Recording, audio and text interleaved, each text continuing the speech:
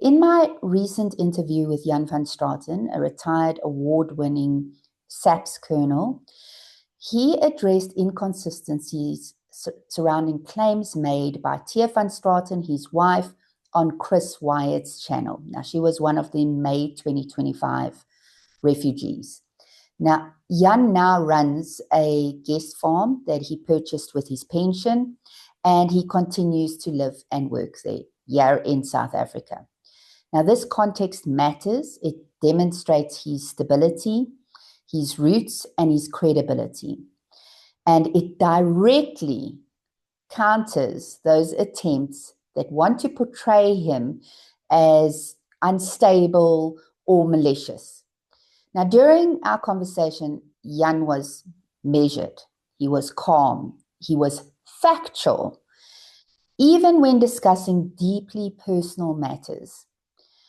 He avoided insults, he avoided character attacks, and simply presented what he knew, his experience. Despite this, commentators have made baseless accusations against him, alleging stalking, dishonesty, or hidden motives.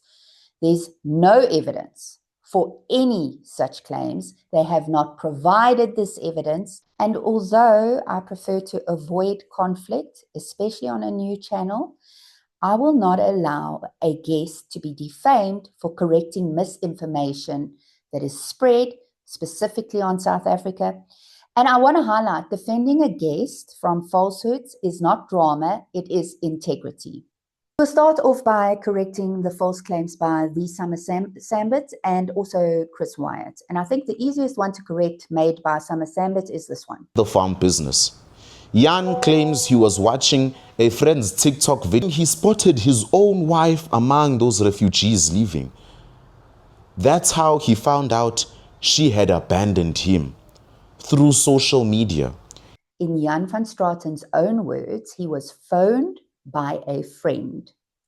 He was told to switch on the television, and that is where he saw his wife, Thea, who had arrived in America.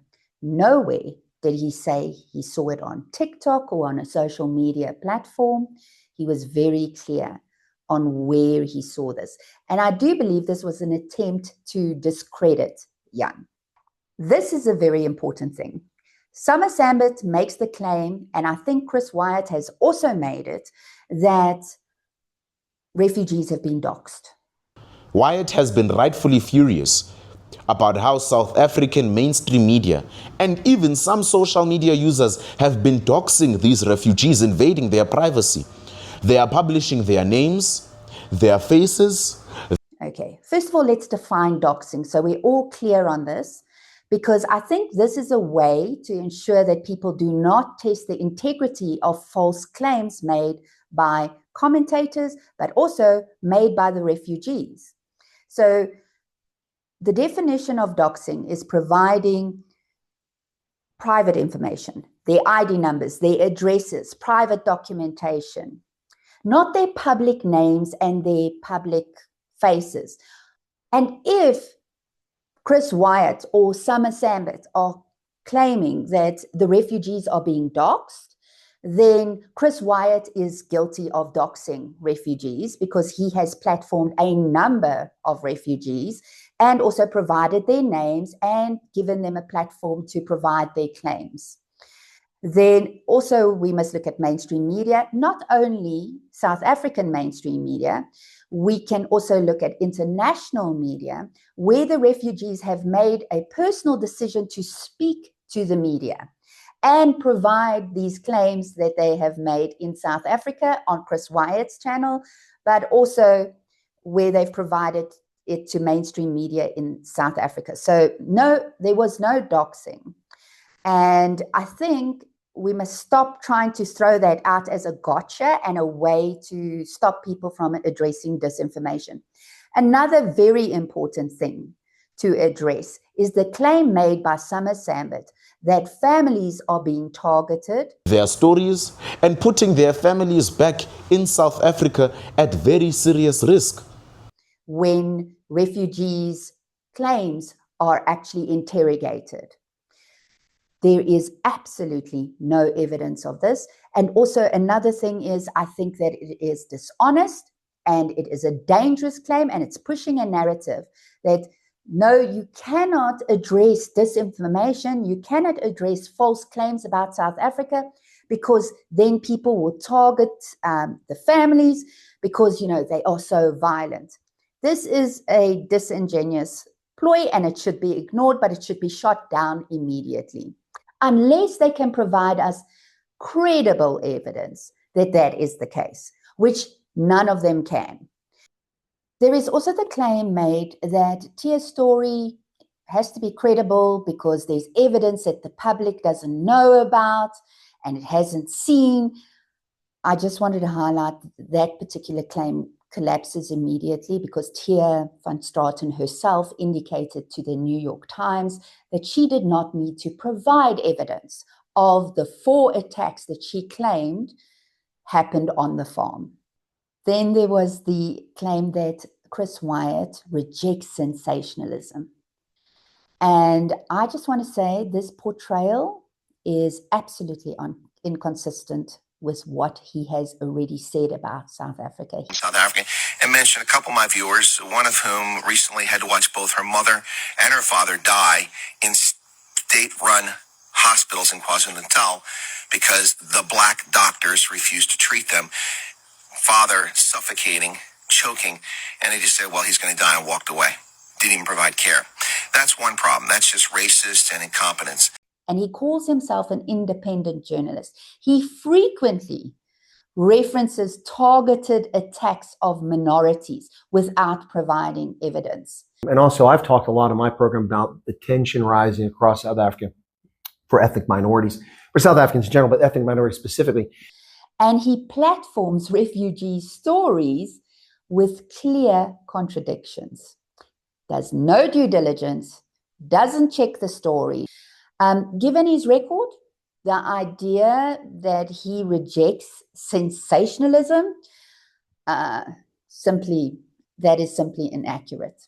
Then let's get to the statement that you cannot question the US refugee vetting process and inconsistencies. Now, I want to say this. The US refugee vetting process is usually thorough. It can take up to years, all right? There are extensive interviews. There are background checks. There's document verification, for instance, marriage certificates or divorce decrees. And there's interagency collaboration. In the current situation, we have got multiple contradictory and undocumented or unverified claims. For instance, we've got alleged attacks with no evidence of those attacks, no reports, no hospital records. We have timelines that contradict neighbors, relatives, or documentation.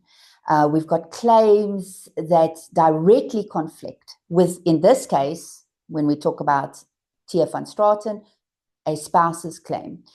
Then we've got the narratives that conflict with public photographs, property records, or social media evidence. So these inconsistencies do not invalidate the entire refugee system, but they absolutely warrant examination, especially when these narratives are used to shape political views and political discourse about South Africa. He is right to call out the doxing and endangerment of refugees. Once again, Summer refers to doxing. And this is a tactic. And the tactic is to ensure that there is no interrogation of the claims made or the disinformation spread on South Africa. It shields questionable claims and it paints normal fact-checking as harassment. And I just think correcting publicly stated misinformation is not malice. It is accountability. So I genuinely hoped that this channel would not have to address creator-driven misinformation, especially so early in its life. The type of content pulls attention away from what spilling the tea SA is meant to focus on. But when a guest is misrepresented and false claims are used to undermine their credibility, I have a responsibility to step in. Correcting misinformation is not conflict, it's integrity. And that remains the standard for this platform. So I want to say thank you for watching. Please like, share, and subscribe. And then my next video will be on the so-called race-related laws, the claims made by both national and international commentators. Stay tuned and stay informed.